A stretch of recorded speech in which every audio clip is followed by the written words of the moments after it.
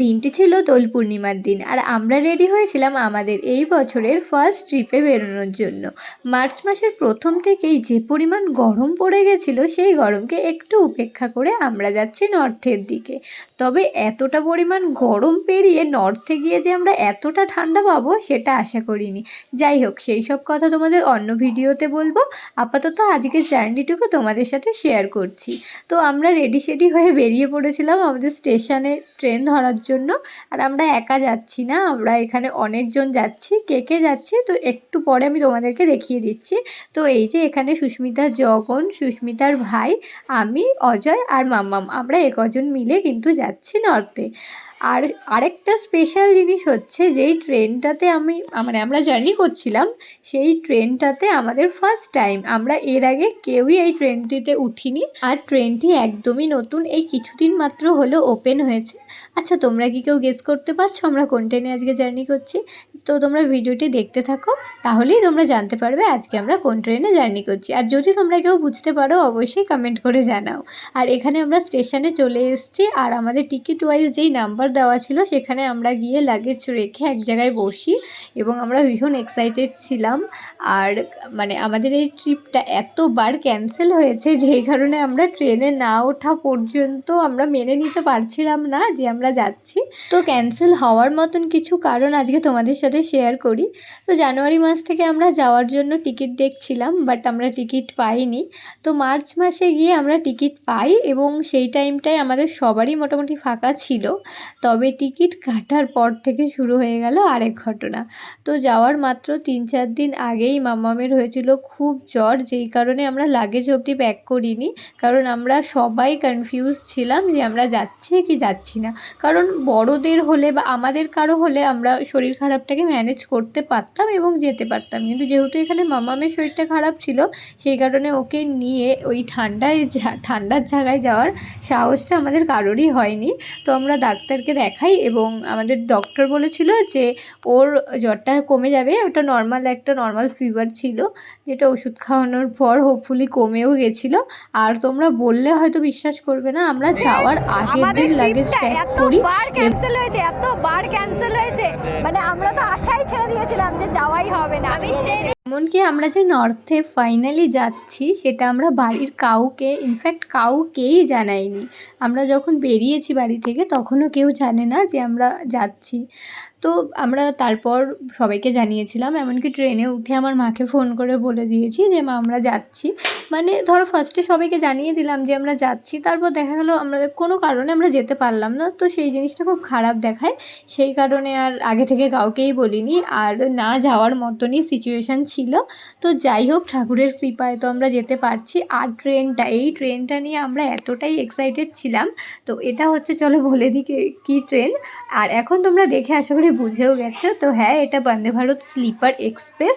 আর বন্দে ভারতে এটা আমার ফার্স্ট টাইম জার্নি, আর তাও আবার স্লিপারে।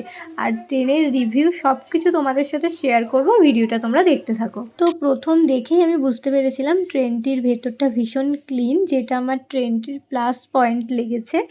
ট্রেন এত সুন্দর, এত ক্লিন আমি এই ফার্স্ট টাইম দেখলাম। আর আমাদের অনেকগুলো লাগেজ হয়েছিল, যেহেতু ঠান্ডার জায়গা, সোয়েটার নিয়ে অনেক বেশি জামাকাপড় হয়ে গেছিলো। মামামেরও অনেক জামাকাপড় ছিল, জিনিসপত্র ছিল, যেগুলো আমরা ক্যারি করছিলাম। যে কারণে আমরা আগে লাগেজগুলোকে উঠিয়ে দিই, দেন আমরা উঠি। যদিও 2 মিনিট আমাদের স্টেশনে ট্রেনটি দাঁড়ানোর কথা ছিল, তবে ওই বাঙালির হয় না ওই সব কিছুতে তাড়াহুড়ো, ওটাই একটা ব্যাপার। তো এখানে বেশি কেউ উঠছিল না, মোটামুটি ভিড় ছিল, বেশ কয়েকজন উঠছিল আমাদের সাথে আরও।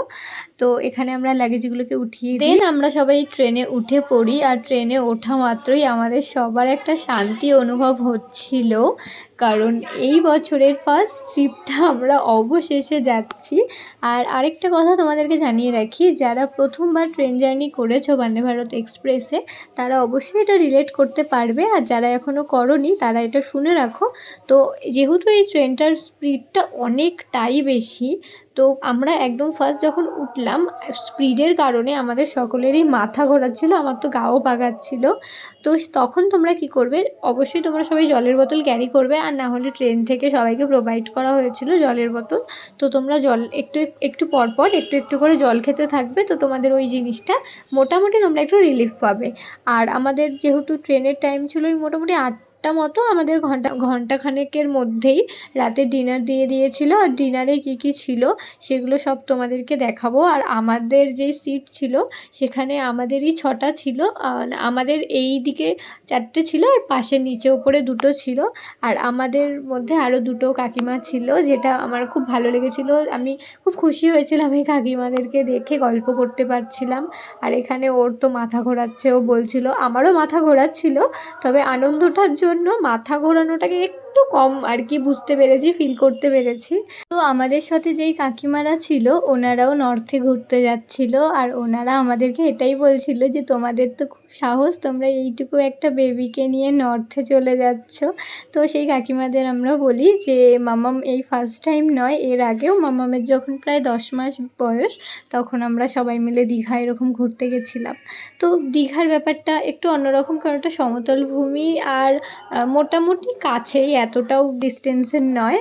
আর যেহেতু এখনও অনেকটাই ছোট, তো সেই কারণে ফার্স্ট টাইম ওকে পাহাড়ে নিয়ে, মানে আমাদের তো টেনশন হচ্ছিল, তবে সেই কাকিমাগুলোও টেনশন করছিল। আর আমি বলছিলাম যে মামাম ছোট থেকেই ভীষণ ঘুরতে ভালোবাসে, আর ওর মামা বাবাও খুব ঘুরতে ভালোবাসে, যেই কারণে ও এগুলোতে ইউজ টু হয়ে গেছে। আর সত্যি কথা বলতে এই ফুল ট্রিপটায় মাম্মাম আর আমাদের ঠাকুরের কৃপায় খুব ভালোভাবে আমাদের ট্রিপটা সাকসেসফুল হয়েছে, কোনো অসুবিধা হয়নি। তবে জগনের একটু শরীর খারাপ হয়েছিল ফার্স্ট টাইম পাহাড়ে যাওয়ার কারণে, যেহেতু এটা আমাদের কারোরই ফার্স্ট টাইম নয়, সুস্মিতা, ওর ভাই, আমার, অজয় সবারই। হ্যাঁ, মামামের ফার্স্ট টাইম, তবে মামামের কোনো প্রবলেম হয়নি। আর আমরা যেহেতু এর আগে পাহাড়ে গেছি, আমরা মানালি গেছিলাম আর সুস্মিতারা সিকিম গেছিলো, যেই কারণে ওদের এই ট্রিপটাতে সেরকম একটা প্রবলেম হয়নি। বাট জগনের ফার্স্ট টাইম হওয়ার কারণে ও অনেকটাই সাফার করেছে। যাই হোক, সেগুলো নেক্সট আরও ব্লগে তোমাদের সাথে শেয়ার করব, কীভাবে আমরা কোথায় ঘুরেছিলাম, কী করেছিলাম সব কিছু। আর এখানে আমাদের রাতের ডিনার দিয়ে দিয়েছে। তো ডিনারের ভেজ আর ননভেজ দুরকম ছিল। সুস্মিতা আর অজয় ভেজ আইটেম নিয়েছিল, আর আমরা নিয়েছিলাম ননভেজ। আর ওরা ভেবেছিল যে ভেজ আইটেমে পোলাও দেওয়া হবে, ননভেজে রাইস থাকবে।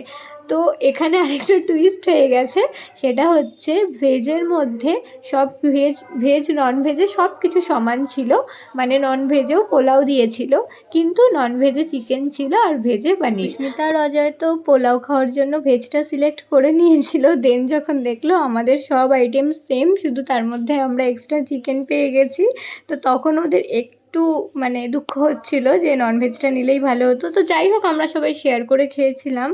আর আমি কিছু ভিডিও দেখেছিলাম, তার মধ্যে কিছু লোক বলেছিল যে বন্দে ভারত স্লিপারের খাবার নাকি একদমই ভালো না, কিন্তু আমি যেই খাবারগুলি খেয়েছিলাম তার মধ্যে প্রত্যেকটা খাবারই আমার খুব ভালো লেগেছিল। বিশেষ করে পরাঠা আমি একদমই পছন্দ করি না, আমি একদম ভেতো বাঙালি, ভাত আমি ভালোবাসি। সেইখানে আমি পরাঠাটা পুরোটা খেয়েছিলাম আর আমার খুব ভালো লেগেছিল। আর চিকেনটাও মানে বাটার চিকেন করেছিল, বেশ টেস্ট হয়েছিল, মানে প্রত্যেকটা খাবারই ভালো ছিল। এক কথায় বলা যায় যে ট্রেনে এত ভালো খাবার প্রোভাইড করেছিল, আমি এর আগে কোনো ট্রেনে এত ভালো খাবার খাইনি। সেই তুলনায় এই ট্রেনে যদি আমাকে রেটিং করতে হয় তাহলে আমি 10-এ 9 দেবো। আর মিষ্টিটা পুরো ডিমের মতন দেখাচ্ছিল, কিন্তু খুব সফট ছিল আর খেতেও অন্যরকম ছিল। তবে আমি মিষ্টি খাই না। এখানে সবার ডিনার করা হয়ে গেছিলো, আর লাস্ট টাইম আমি নিয়ে বসেছিলাম, কারণ ওরা যখন ডিনার করছিল আমি মাম্মামকে খাইয়ে দিয়েছিলাম সেই টাইমে। আর তারপর আমার এলো খাওয়ার পালা, আর প্রত্যেকটা খাবার সত্যি আমার এখনও টেস্টটা মনে পড়ে, এত ভালো হয়েছিল না। তোমরা যারা গেছো আর টেস্ট করেছো সেখানকার খাবার, তোমাদের কীরকম লেগেছে আমাকে অবশ্যই কমেন্ট করে জানিও, কারণ আমি বেশ অনেক কটি ভিডিওতেই দেখেছিলাম যে তারা বলেছিল খাবার ভালো না। এমনও হতে পারে তারা ভিউসের জন্য এই কথাগুলো বলেছে, কিন্তু আমি একদম অনেস্ট রিভিউ দিচ্ছি, সত্যি প্রত্যেকটা খাবারই ভালো। তোমরা দেখে বলো যে কীরকম লাগছে, মানে দেখতে যতটা টেস্টি মনে হচ্ছে খেতেও কিন্তু ততটাই টেস্টি ছিল। তো যাই হোক, তারপর আমরা সবাই ডিনার কমপ্লিট করে নিই, আর তারপর আমরা একটু ট্রেনটা ঘুরে ঘুরে দেখছিলাম, মানে কীরকম কী সিস্টেম, সব কিছু কতটা ক্লিন ছিল সব কিছু আমি তোমাদেরকে দেখাবো, আমি ভিডিওও করে নিয়েছি। আর এই ট্রেনটির প্লাস পয়েন্ট হচ্ছে সত্যি ক্লিনিং, মানে এত পরিষ্কার পরিচ্ছন্ন, পুরো প্লেনে যেরকম ক্লিন থাকে ট্রেনটি কিন্তু একদম সেরকম। তবে এমনও হতে পারে যে নতুন বলে এতটা ক্লিন, পুরনো হলে হয়তো সেই আগের মানে পুরো অন্যান্য ট্রেনের মতনই হয়ে যাবে। তবে সেখানকার যারা হেল্পার ছিল ওরা যতটা অ্যাক্টিভ ছিল সেই পরিমাণ অ্যাক্টিভ যদি ওরা ভবিষ্যতেও থাকে তাহলে হয়তো ট্রেনটি এরকমই ক্লিন থাকবে। তারপর আমরা গিয়েছিলাম একটু বাথরুমে চেক করতে, বাথরুমটা কীরকম ক্লিন ছিল। সত্যি বাথরুমটাও অত্যন্ত ক্লিন ছিল। আর এখানে ওরা মানে ওদের খাওয়া হয়ে গেছিলো আর ওদের রিভিউ নিচ্ছিলাম, তো তোমরাই শুনে নাও। তোর কি ঘুম পেয়েছে? মাথা ব্যথা করছে। আমারও তাই। তোমার কিরকম লাগছে খাবার? ভাই কিরকম লেগেছে খাবার? ভাই ভালো লেগেছে? এই ডান্ডাটা এটার জন্য থেকে দেখা যাচ্ছে না। জগতে কোনো খায়নি, খেয়ে বলবে। 5 hours later. ডিনার কমপ্লিট করে একটা ঘুম দিয়ে তারপর উঠে আমরা ফ্রেশ হয়ে নিয়েছিলাম, কারণ আমাদের ট্রেন আর কিছুক্ষণের মধ্যেই ঢুকতে চলেছে এনজিপিতে। তারপর আমরা ওখান থেকে সকালবেলা গাড়ি করে রওনা দেব আমাদের ডেস্টিনেশনে। এই ভিডিওতে তোমাদের সাথে আমাদের জার্নির টুকুর সময়টা শেয়ার করলাম। আরও আমরা কি করেছি নেক্সট ভিডিওতে তোমাদের সাথে শেয়ার করব, কোথায় ছিলাম, কোথায় কোথায় ঘুরেছি। আমি যতটা শেয়ার করতে পারবো অবশ্যই করব। আর এই ট্রেনটা সম্পর্কে তোমাদের যত বলবো ততই কম, কারণ আমার রিভিউ ভীষণ ভালো ছিল।